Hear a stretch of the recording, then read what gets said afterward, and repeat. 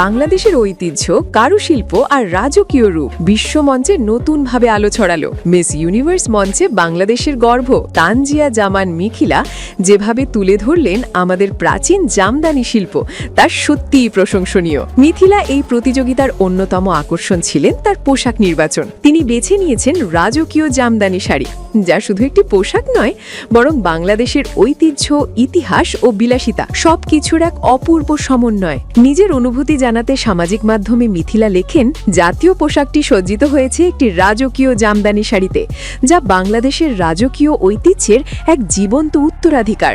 জামদানি, যার সূচনা মুঘল আমলে, এই শাড়ি বোনা হতো সম্রাট, নবাব আর বাংলার অভিজাতদের জন্য। বিলাসিতা ও রাজকীয় আভিজাত্যের প্রতীক হিসেবে জামদানির নাম আজও সারা বিশ্বে সম্মানের। মিথিলার পরা শাড়িটি পুরোপুরি হাতে বোনা। এই একটি মাত্র শাড়ি তৈরি করতে লেগেছে 120 দিনেরও বেশি সময়। ডিজাইন করেছেন আফরিনা সাদিয়া সৈয়দা, আর শাড়ির নিখুঁত বুননে ফুটে উঠেছে শাপলা মোটিভ, বাংলাদেশের জাতীয় ফুল। শাড়ির সঙ্গে মিল রেখে মিথিলার গয়নাতেও ব্যবহার করা হয়েছে শাপলার একই নকশা, যা তার পুরো লুককে দিয়েছে এক অনন্য সৌন্দর্য আর শুদ্ধ ঐতিহ্যের ছোঁয়া। এই জামদানি শাড়ির বুনন হয়েছে নারায়ণগঞ্জের শীতলক্ষার তীরের দক্ষ তাঁতশিল্পীদের হাতে।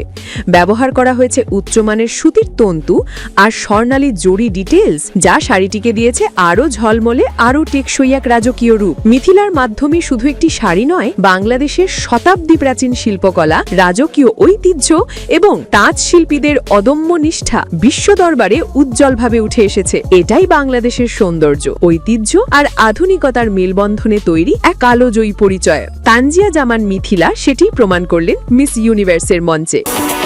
বাংলাদেশ।